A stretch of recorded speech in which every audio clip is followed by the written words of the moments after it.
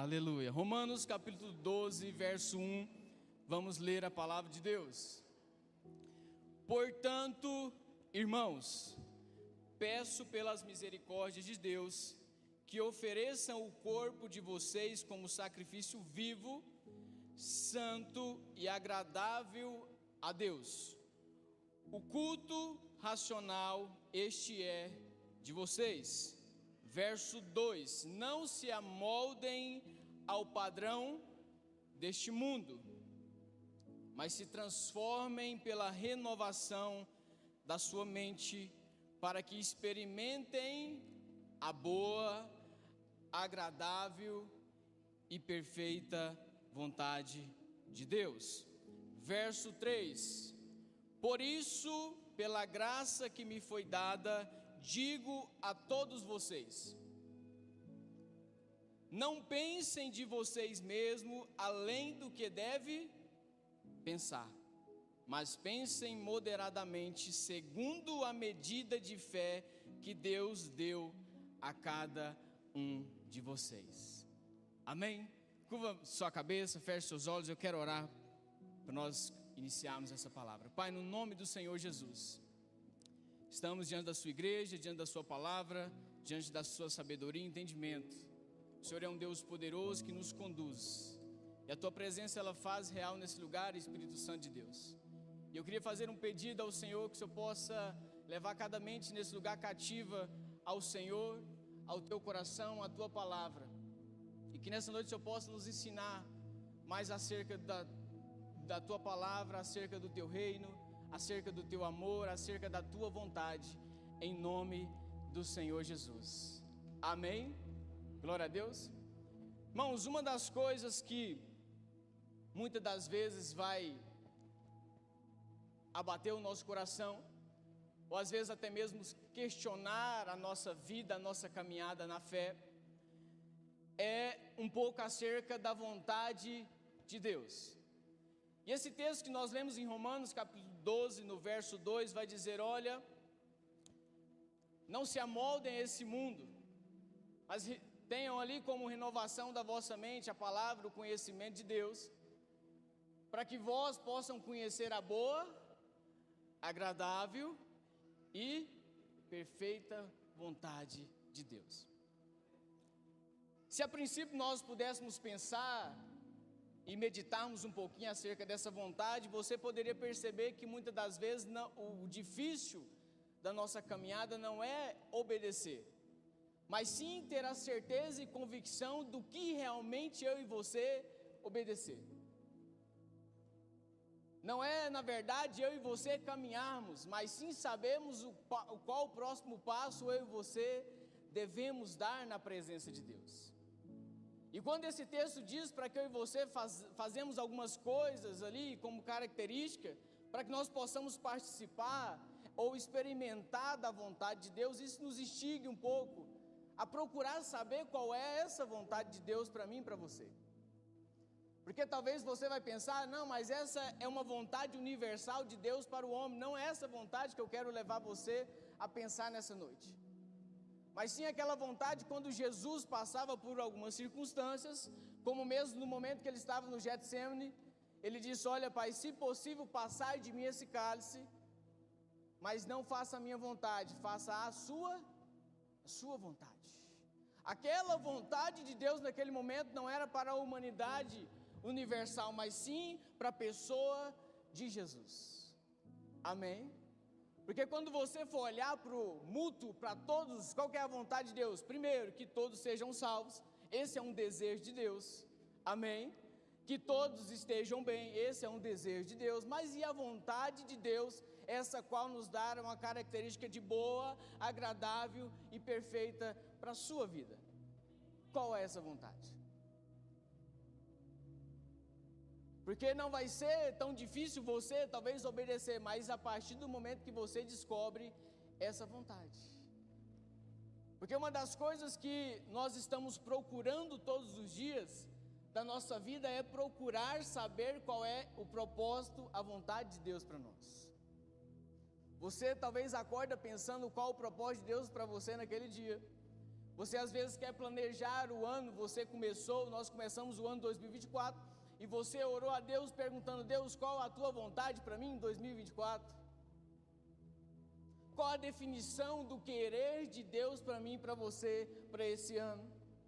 Qual a definição da vontade de Deus para você pessoal, dentro de você?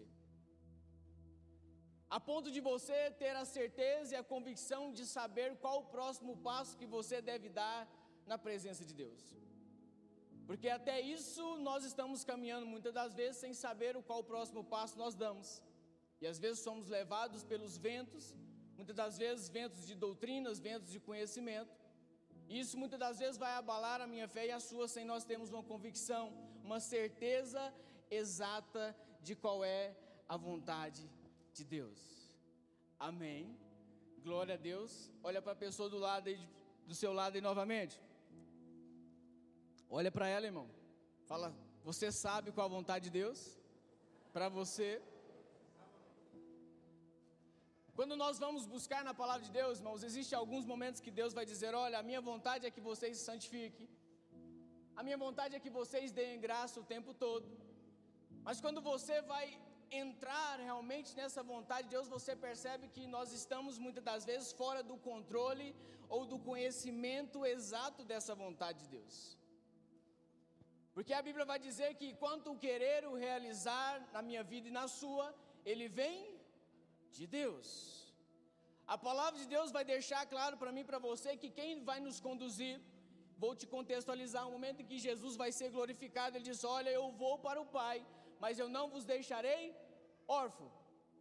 Eu enviarei o conselheiro, eu enviarei o meu Espírito para que eles vos guiem em toda a verdade. Então, quando eu e você, muitas das vezes, queremos examinar a Deus a ponto de sabermos a vontade de Deus para nós, vai existir talvez uma barreira dizendo assim: se relacione com o Espírito de Deus. Amém? Porque a vontade de Deus, ela só é descoberta a partir do momento que nós nos relacionamos àquele que é dono da vontade de Deus. Se eu e você não queremos participarmos ou experimentarmos da vontade, nós não participamos do relacionamento. E se nós não participamos do relacionamento com Deus, nós não conseguimos participar ou experimentar da boa, agradável e perfeita vontade de Deus. Ela só é descoberta a partir do momento que eu e você entregamos realmente o controle para aquele que é capaz de definir o próximo passo que eu e você devemos dar. Porque até entanto, eu e você muitas das vezes vivemos de migalhas diante da presença de Deus. Vou te dizer por quê. Ou talvez poderia definir como vivemos altos e baixos na presença de Deus. Porque no momento que nós estamos bem, pouco se importa a vontade de Deus para mim e para você. No momento que nós estamos bem-sucedidos, que seja no nosso relacionamento, que seja na nossa vida profissional, que seja na nossa vida conjugal, quando nós estamos bem, pouco nos importa a vontade de Deus.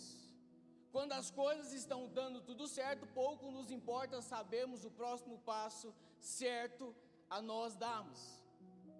Porque nós temos uma característica muito grande e muito parecida a filhos rebeldes, a ponto de chegarmos aquele filho a uma certa idade, ele se tem por conhecimento de ser independente. E quando a palavra de Deus nos ensina e traz um ensinamento sobre libertação, quando Jesus liberta eu e você do pecado, Jesus não liberta eu e você para sermos independentes, mas sim sermos dependentes agora do Evangelho de Jesus. E como característica desse filho rebelde, muitas das vezes nós temos por conhecimento, identificamos muitas das vezes que somos agora independentes, porque tudo está dando certo. Mas do outro lado, o momento em que as coisas já não se parecem mais dar certo, as coisas já não estão mais ligando, aí sim nós preocupamos com o próximo passo certo que nós deveríamos dar. Amém? Consegue me compreender? Está dando tudo certo, que pouco importe a vontade de Deus. Se está dando tudo certo, pouco importa o próximo passo que Deus queira que eu dê. Mas do outro lado, quando as coisas não estão dando muito certo, Deus tenha misericórdia de mim. Qual decisão agora eu preciso tomar? Qual porta agora eu preciso abrir? Talvez esse lugar seja um lugar muito perigoso, irmãos, onde nós estamos caminhando. Porque nós estamos numa geração, num tempo, em que as nossas dificuldades, elas são passageiras ao ponto de nós olharmos para elas e dizer, olha, eu posso encarar sozinho. Eu já sou tão maduro por conta do meu conhecimento, por conta da minha sabedoria, por conta da minha experiência, então eu posso atravessar. O mar vermelho está na minha frente, eu não oro mais a Deus para que o mar se abra. Deus um dia me ensinou a nadar, então eu vou nadar sem Deus. Consegue me entender? Olha para a pessoa do lado de novo, irmãos. Fala que pregador chato, hein? Agora fala para ela, fala assim, você está pedindo para o mar abrir ou você está nadando sozinho? Porque nós temos essa capacidade, irmãos. Por conta da experiência. Eu já sou crente tanto tempo. Eu já sei cultuar, eu já sei orar. Eu já sei, até o lugar que eu sento lá na presbiteriana é o mesmo lugar sempre. Talvez esse lugar seja um lugar muito perigoso que nós estamos caminhando. Olha aqui para mim. Porque Deus não te libertou para você ser independente, irmãos. Deus te libertou para agora você ser dependente do Evangelho de Deus. Porque não foi ali um momento em que Deus te libertou e te lançou fora, não. Ele te comprou. E quando alguém compra, ele é dono. Amém? Deus é teu dono. Deus é o teu dono.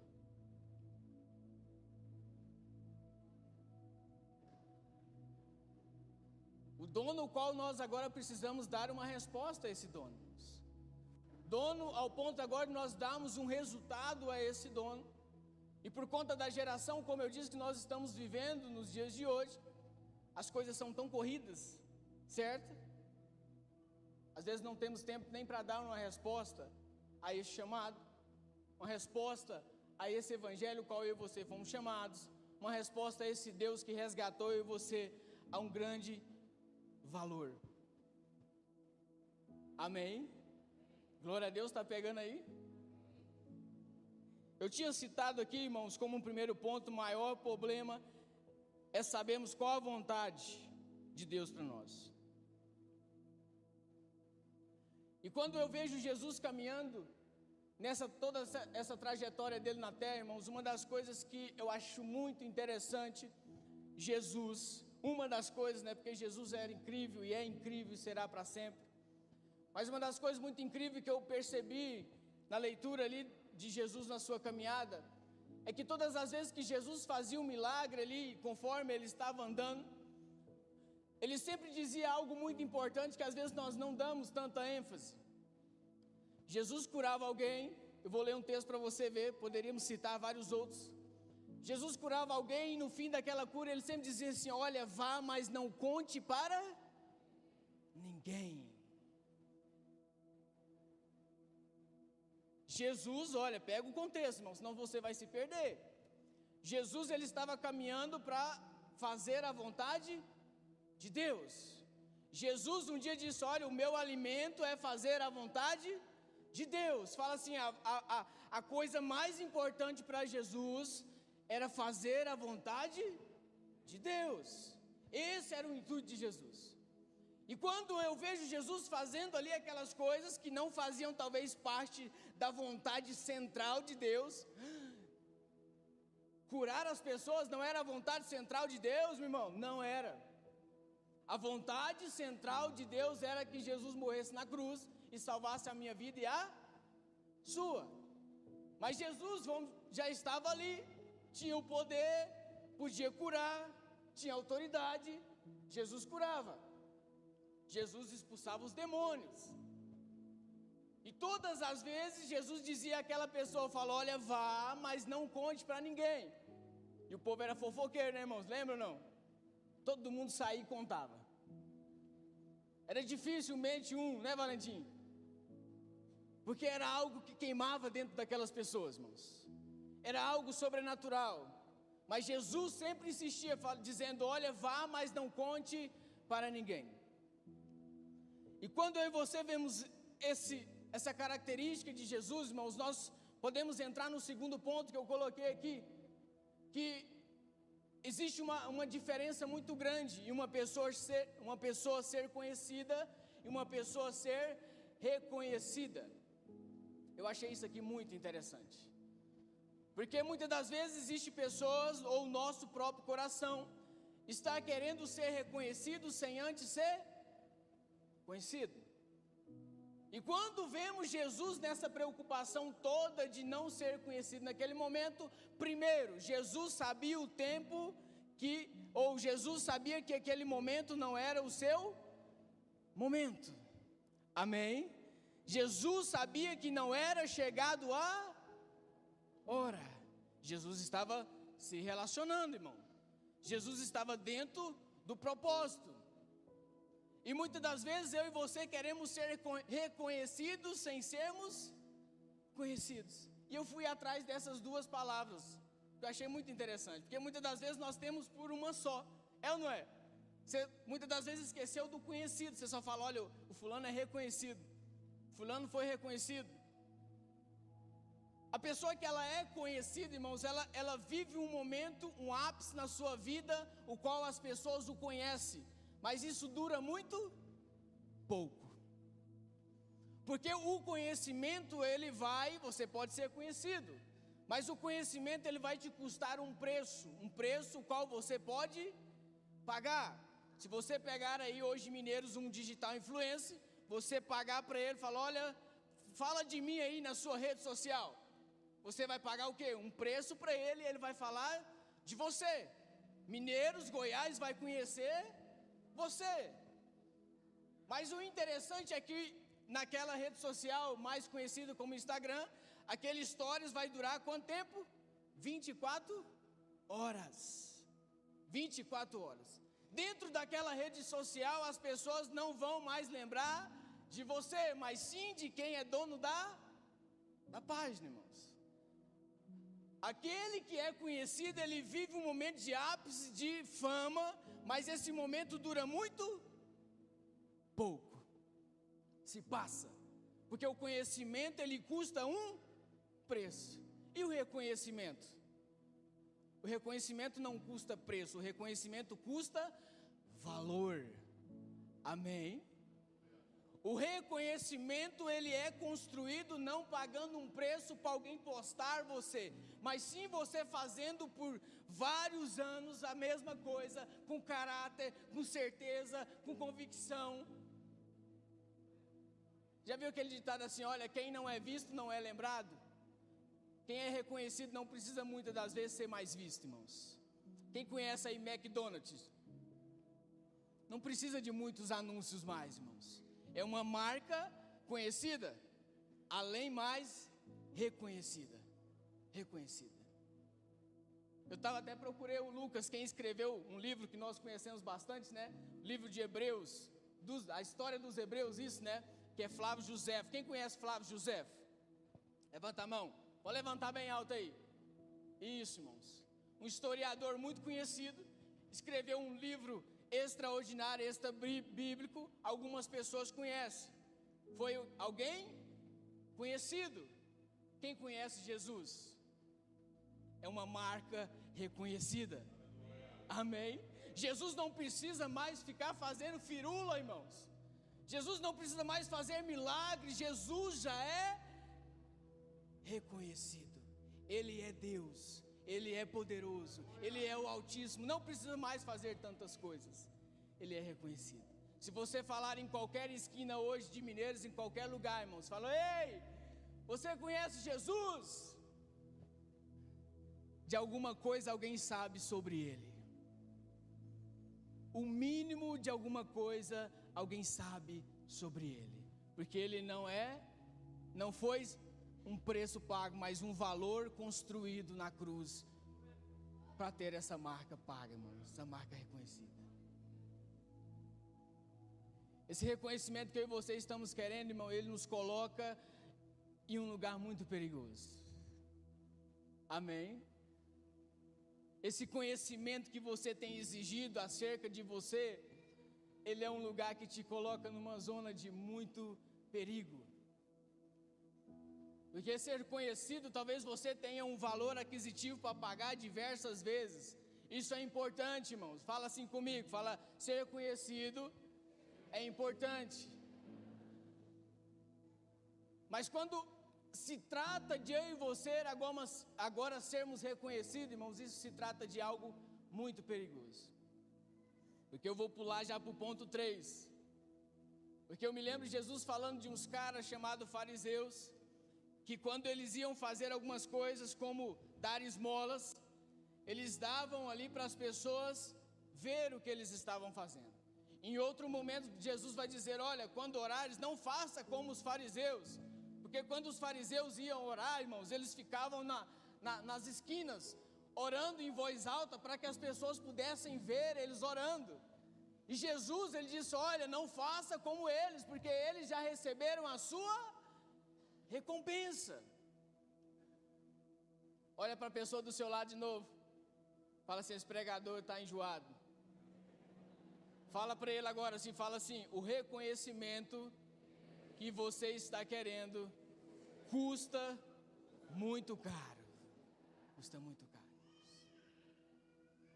Que caro que seria esse, irmãos? Pode custar o seu galardão. Olha aqui para mim. Porque tudo que eu e você recebemos aqui, nós não recebemos no céu. Por que eu e você devemos fazer todas as coisas aqui, não como para homens, mas sim para o Senhor? Porque aquele que vê no oculto, ele te honra, recompensará. Valeu, hein, Tânia? Isso. A Tânia falou a palavra que eu estava aqui, irmãos, caçando. Esses crentes que lê Bíblia é bom sentar aqui na frente. Ela falou, eu li a recompensa, glória a Deus. Isso pode nos custar muito caro, irmãos. Às vezes você é uma pessoa que faz bastantes coisas para o Senhor. Você é uma pessoa que oferta, você é uma pessoa que dizima, você dá esmola, você faz ação social, mas às vezes você está fazendo para ser reconhecido não pelo Senhor, mas sim pelos homens. E no momento de Deus recompensar eu e você, Deus vai olhar e falar, epa, mas cadê as suas obras? Já recebeu toda a recompensa. Esse reconhecimento, irmãos, sem valor, porque nós queremos um reconhecimento e não queremos ter valor. Nós queremos somente sermos lembrados sem fazermos algo. Queremos somente ser lembrados sem marcarmos talvez a nossa geração. Queremos somente ser reconhecidos. De certa forma, eu preciso ser reconhecido. Meu irmão, cuidado, que esse é um lugar muito perigoso. Muito perigoso. É um lugar onde eu e você devemos dar toda a honra e dar toda a glória a Jesus. Porque muitas das vezes nós temos assim, mas como que eu vou dar a glória para Deus, irmãos? Seja em palavras, seja em ações, é necessário eu e você darmos a glória a Deus. Essa glória, Deus não divide ela com ninguém. Provérbios vai dizer assim, olha, há um perigo muito grande no meio dos elogios. Por quê, irmãos? Quem que gosta de ser elogiado? Quem? Ninguém? Vocês é... Meu Deus do céu, esse povo está crente demais, pastor Regis. Essa igreja aqui está... Nós gostamos, irmãos, por quê? Porque isso mexe com o nosso ego. Isso mexe com o nosso ser aqui dentro. E muitas das vezes você vai dizer em palavras assim, glória a Deus.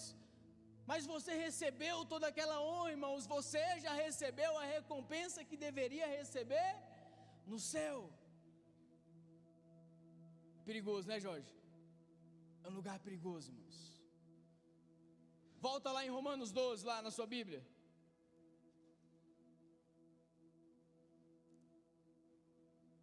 Falei para o Lucas que eu não ia demorar, não vou demorar. Romanos capítulo 12, no verso...